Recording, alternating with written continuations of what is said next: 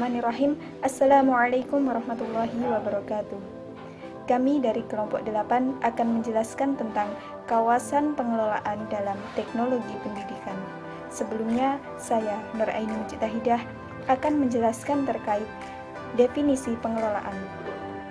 Pengelolaan dapat dikatakan dengan manajemen. Manajemen berasal dari kata manage yang berarti pimpinan, menangani, atau membimbing. Banyak ilmuwan yang mengemukakan terkait definisi pengelolaan. Salah satunya yaitu Kusnadi dan kawan-kawan yang mengemukakan definisi pengelolaan merupakan suatu kerjasama yang dilakukan oleh dua orang atau lebih guna mencapai tujuan bersama dengan seefektif dan seefisien mungkin. Inti dari pengelolaan ini adalah kerjasama yang dilakukan minimal dua orang atau lebih. Yang semakin besar ukuran suatu organisasi, maka semakin rumit sifat kerja suatu organisasi tersebut. Hakikat pengelolaan sebenarnya adalah bagaimana seorang pemimpin dapat memanfaatkan sumber daya yang ia miliki dengan seoptimal mungkin, sehingga ia dapat mencapai suatu tujuan dari organisasi tersebut. Dan konsep pengelolaan merupakan bagian integral dalam bidang teknologi pembelajaran. Materi yang selanjutnya yaitu kawasan pengelolaan dalam teknologi pendidikan. Pada hakikatnya, teknologi pendidikan merupakan suatu disiplin yang berfungsi untuk memecahkan masalah dalam proses pembelajaran.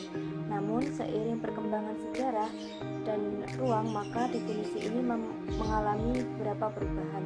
Menurut AICTE tahun 1994, teknologi pembelajaran merupakan teori dan praktek dalam desain, pengembangan, pemanfaatan, pengelolaan, serta evaluasi hasil belajar. Dari definisi ini dapat kita simpulkan bahwa 5 bidang garapan teknologi pendidikan, yaitu yang pertama ada desain, yang kedua pengembangan, yang ketiga ada pemanfaatan, yang keempat pengelolaan, dan yang terakhir yaitu penilaian. Kelima kawasan ini memberikan kontribusi serta saling berkaitan secara sistematik. Nah, pada kali ini kita akan membahas mengenai kawasan pengelolaan dalam teknologi pendidikan.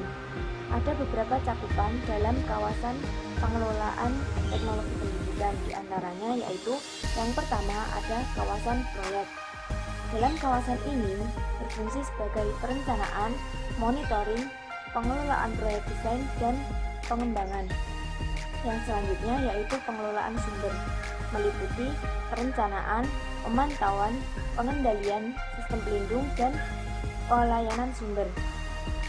Pengelolaan sumber juga mengatur mengenai masalah keuangan, fasilitas, sumber pembelajaran, dan lain sebagainya. Yang ketiga ada pengelolaan sistem penyampaian.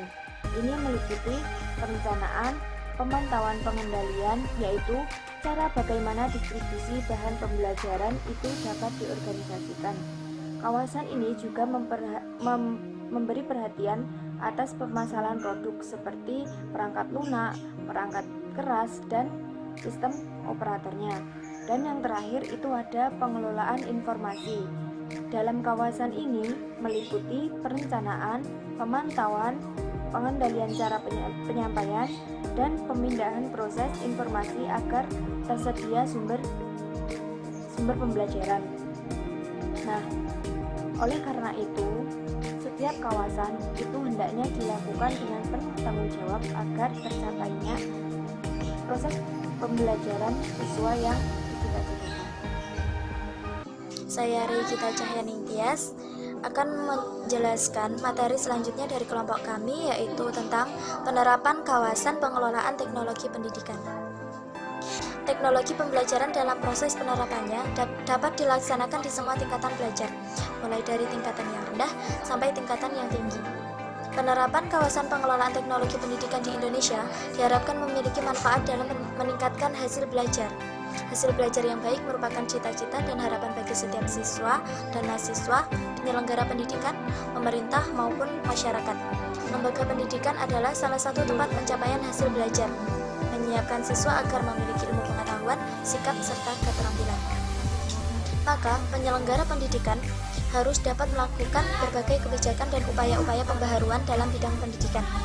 Guru dan dosen sebagai pengelola pembelajaran harus bertanggung jawab mengatur dan melaksanakan pembelajaran dengan baik agar tercapai hasil belajar yang baik juga tentunya.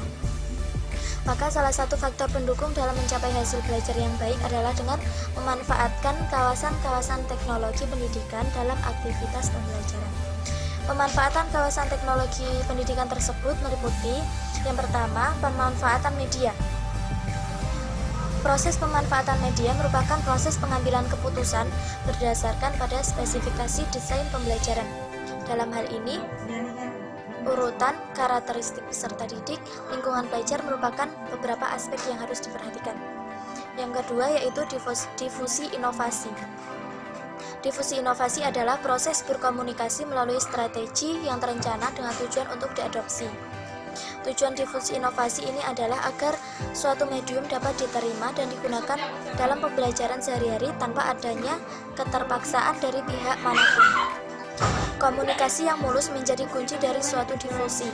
Dampaknya adalah perubahan atau penerimaan suatu inovasi. Yang selanjutnya yaitu implementasi dan pelembagaan. Implementasi adalah penggunaan bahan dan strategi pembelajaran dalam keadaan yang sesungguhnya, bukan tersimulasikan. Pelembagaan adalah penggunaan secara rutin dan pelestarian dari inovasi pembelajaran dalam suatu struktur atau budaya organisasi. Tujuan dari implementasi adalah menjamin penggunaan yang benar oleh individu dalam organisasi, sedangkan tujuan dari pelembagaan adalah untuk mengintegrasikan inovasi dalam struktur dan kehidupan organisasi. Selanjutnya yang terakhir yaitu kebijakan dan regulasi. Kebijakan dan regulasi adalah aturan dan tindakan dari masyarakat atau wakilnya yang mempengaruhi difusi atau penyebaran dan penggunaan teknologi pembelajaran. Kebijakan dan peraturan biasanya dihambat oleh permasalahan etika dan ekonomi. Sekian penjelasan dari saya. Apabila banyak kurangnya saya mohon maaf.